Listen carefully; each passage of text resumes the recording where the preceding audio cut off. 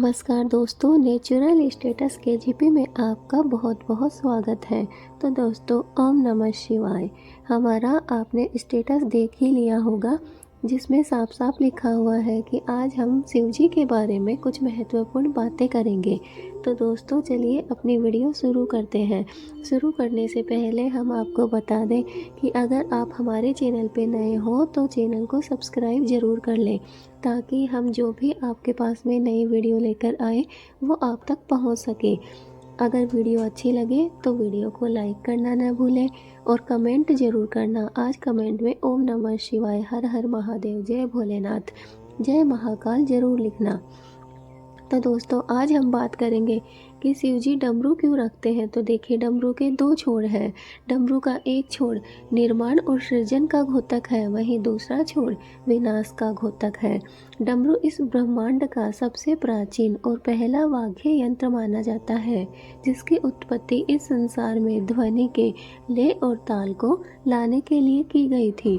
पौराणिक मान्यताओं के अनुसार शिव जी डमरू के साथ ही प्रकट हुए थे, इसलिए वो हाथ में हमेशा डमरू रखते हैं। दोस्तों, इसके बारे में हम कुछ और भी महत्वपूर्ण बातें करेंगे। देखिए, भगवान शिव अपने शरीर पर भस्म लगाते हैं, ये हम सब जानते हैं, क्योंकि इन्हें भूतों का राजा भी कहा जाता है। शिव जी भस्म क्यों लगाते हैं, चलिए आज इस बारे में कुछ बातें कर लेते हैं। लोगों को यह याद रहे कि शरीर नश्वर है और एक दिन यह राख की तरह मिट्टी में मिल जाएगा। इसलिए शिव जी हमेशा हमें यह संदेश देते हैं कि इस शरीर पर हमें कभी भी घमंड या गर्व नहीं करना चाहिए, क्योंकि शरीर नश्वर है। वो एक न एक दिन हमेशा की तरह, जैसे सबके शरीर मिट्टी में मिल जाते हैं, वैसे हमारा शरीर भी मिट्टी में मिल ही जाएगा। देखिए दोस्तों, हम सब जानते हैं कि इस दुनिया में जो आया है उसे एक दिन इस दुनिया से जाना ही होगा। कोई भी अमर नहीं हुआ है। और शिव जी जो भस्म अपने शरीर पर लगाते हैं, रमते हैं, उससे यह संदेश हमें मिलता है कि शरीर नश्वर है, इसे एक न एक दिन हमें मिट्टी में मिल ही जाना है। तो चलिए दोस्तों, कुछ और भी बातें हैं, और भी कारण हैं जिन्हें जानकर आपको बहुत अच्छा लगेगा कि शिव जी अपने शरीर पर भस्म क्यों लगाते हैं। भस्म लगाने से गर्मी में गर्मी और सर्दी में सर्दी नहीं महसूस होती। भस्म त्वचा संबंधी रोगों में भी दवा का काम करती है। भस्म को शिव जी का ही स्वरूप माना गया है। भस्म को महादेव का आभूषण माना गया है। भस्म लगाने से दुखों और पापों का नाश हो जाता है। भस्म लगाने से मन सांसारिक मोह माया से भी मुक्त हो जाता है। इसीलिए शिव जी अपने शरीर पर भस्म रमते हैं, भस्म लगाकर हमेशा रखते हैं। दोस्तों, कई बार जब हम अकेले बैठे रहते हैं और कुछ सोचते रहते हैं तो हमारे मन में एक सवाल हमेशा ही उत्पन्न होता है कि शिव जी और विष्णु जी में सबसे बड़ा कौन है। तो चलिए आज हम इस बात पे भी चर्चा कर लेते हैं। दोस्तों, शिव जी और विष्णु जी दोनों ही सर्वोच्च भगवान माने जाते हैं। शैव मत के लोग भगवान शिव को सर्वोपरि मानते हैं, जबकि वैष्णव मत के लोग भगवान विष्णु को श्रेष्ठ मानते हैं। शिव जी और विष्णु जी के बारे में आज हम कुछ महत्वपूर्ण बातें, कुछ चर्चा करेंगे। शिव पुराण के मुताबिक भगवान शिव स्वयंभू है, जबकि विष्णु पुराण के मुताबिक भगवान विष्णु स्वयंभू है।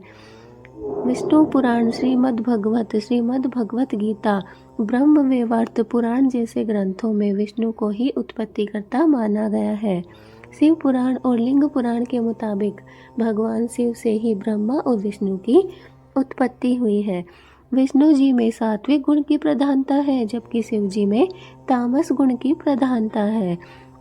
विष्णु जी पालन करने वाले हैं, जबकि शिव जी मृत्यु देने वाले हैं। तो दोनों ही अपनी अपनी जगह पर सर्वोच्च हैं। दोस्तों, क्या आप सब लोग ये जानते हैं कि शिव पुराण के मुताबिक भगवान शिव विष्णु के अवतार श्री राम का ध्यान करते हैं। शिव पुराण के वायु पुराण में संहिता में कहा गया है कि भगवान शिव स्वयं का ही ध्यान करते हैं। तो चलिए आज उनके ध्यान से, उनकी पूजा पाठ से, उनका जो ध्यान लगाने का तरीका है वो कैसे है उसके बारे में कुछ बातें कर लेते हैं। शिव जी का ध्यान बहुत ही व्यापक और गहन होता है।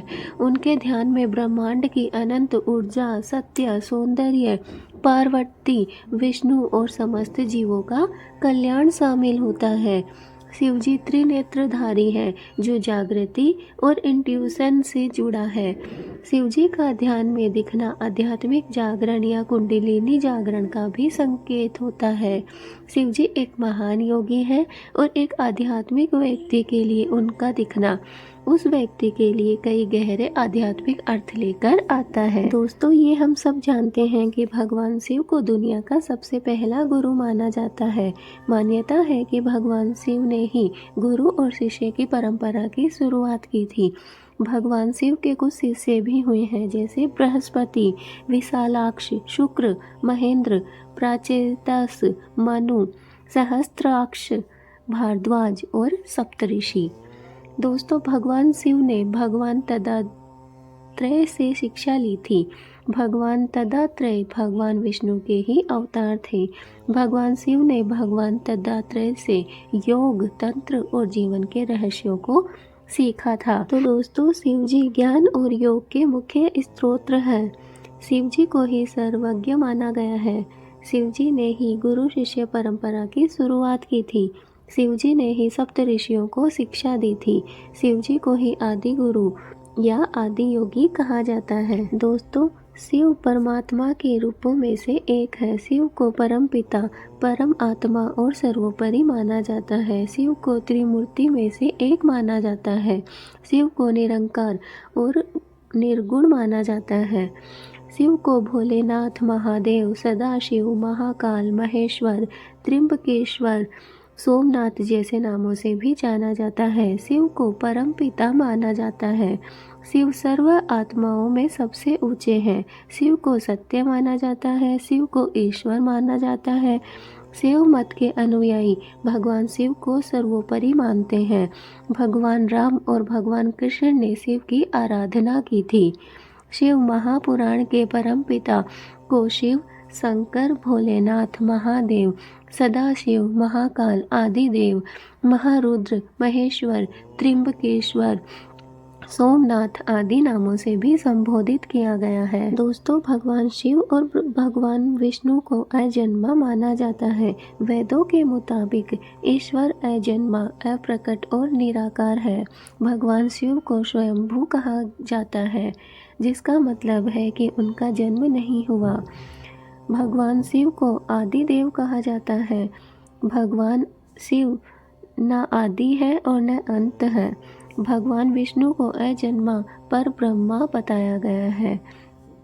तो दोस्तों, यही तक थी हमारी वीडियो। कैसी लगी कमेंट में ज़रूर बताना और कमेंट करना न भूले। कमेंट में ओम नमः शिवाय, हर हर महादेव ज़रूर लिखें।